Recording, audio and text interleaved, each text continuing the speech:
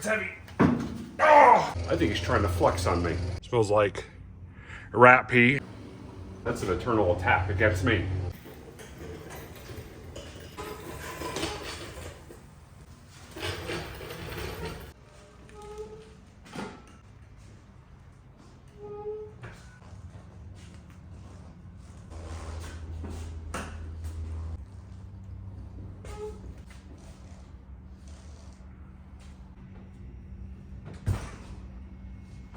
What is going on, YouTube? Welcome back to the channel. Stay tuned for today's episode because in this one, we're gonna get the Riviera in its place, get the S10 out. And just to give you a heads up, in the next one, I think what we're gonna do is we're gonna drop the car to the ground, we're gonna move all the suspension and drop her to the floor. Get it ready for airbags. Stay tuned till the end of the episode and I'll give you a sneak peek of next week's episode, so check it out.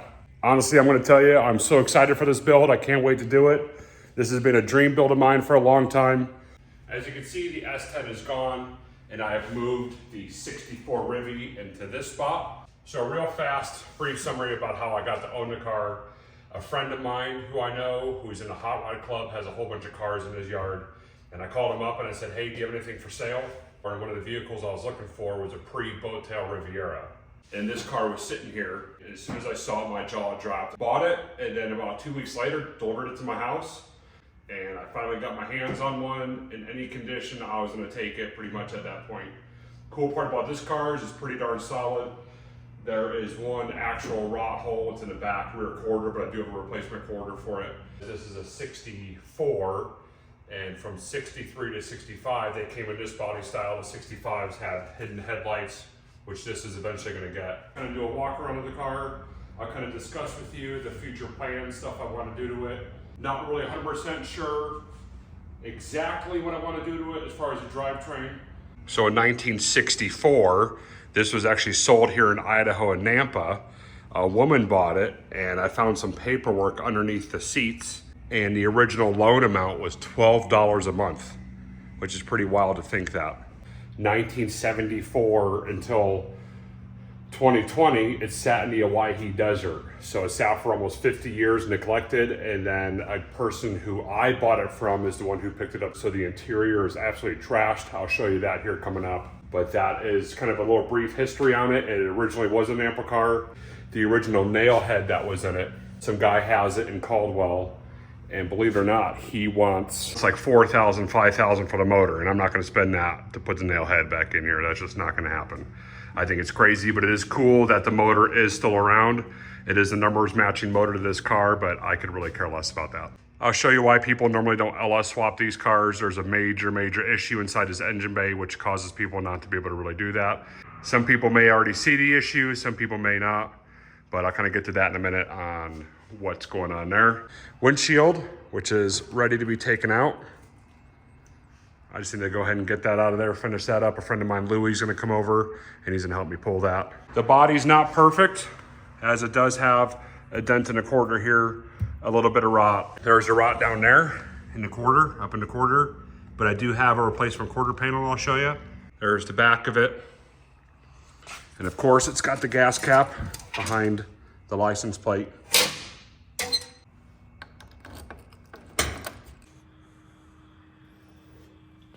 Another license plate, I don't know what it's to. I'm guessing something Buick. Maybe people in the comments can let me know. I believe that's a Buick part. Could be wrong, I'm known to be wrong. Took these off. These are for inside the doors. Here's all the chrome trim. I took off all the windows, especially for the windshield, the rear window, and on the driver and passenger door. Honestly, I haven't gone fully through this to see what's in there. Windshield wipers are in here. Those are pretty hard parts to come by. A lot of this stuff is actually pretty hard to come by. Let me show you the inside. So gross. Honestly, the interior looked a lot worse when the front seats were in it. Pulled the front seats out. But this is what it looks like after sitting in a desert. Here's the interior on it. I'm not gonna hide the fact that this is pretty nasty smelling. Smells like rat pee. There was about 2 or 3 dead mice underneath the seats. I'll go around on the other side and show you the cluster, but there's the old radio, old climate control, the shifter, and bring it on down to the cigarette lighter for the passengers and ashtray. There's some other stuff back there. There's the dash. Big cool gauges. But this car only was on the road for 10 years of its life. Everything's power. It's got 4 power windows. It's got controls back there. I don't know about you guys. It's about the worst it could ever be. You really can't find interior pretty much any more trash than that. I heard there's a guy here locally in town that can knock it out pretty quick for a pretty decent price. I might have to go check that guy out. We're gonna go on a little adventure. We're gonna run over to Nick's house. So it won't be a long walk, but we'll do it together. It's like a 3-minute walk. He doesn't live very far. He lives in the street behind me. We're gonna see if he can 3D print me a part. Like I said, I wanna get rid of those headlights at the front of that 64 grill.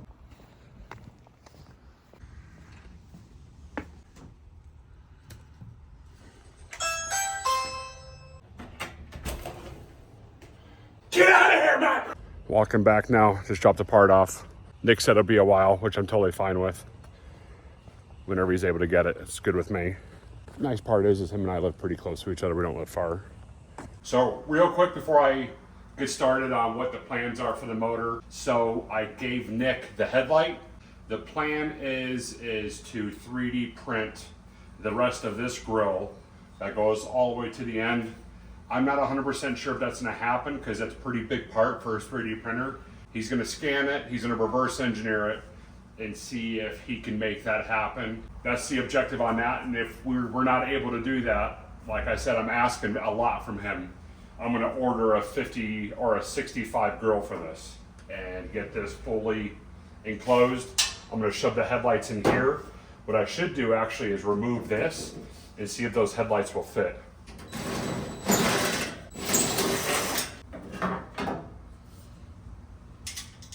Throw one up high, throw one down low, and we'll see what that looks like as a finished product.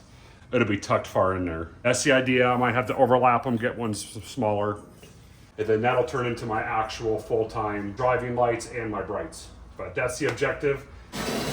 And I'm gonna run through with you guys on some ideas I have for the motor, is to do what I did on the S10, which is an LS swap.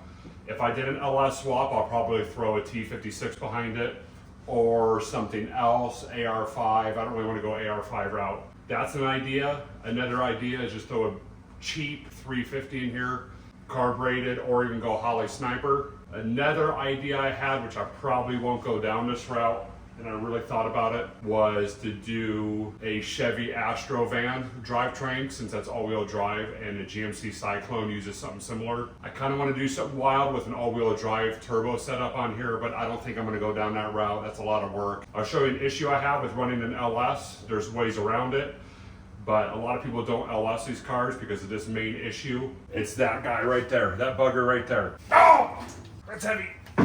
Oh, it's like 1,000,000 pounds. Instant headache. So yeah, that's the whole steering rack, and that's the big issue, is those LSs are rear sump cars, and since this is a reverse steering car, meaning the steering rack's back there, the sump wants to sit right there.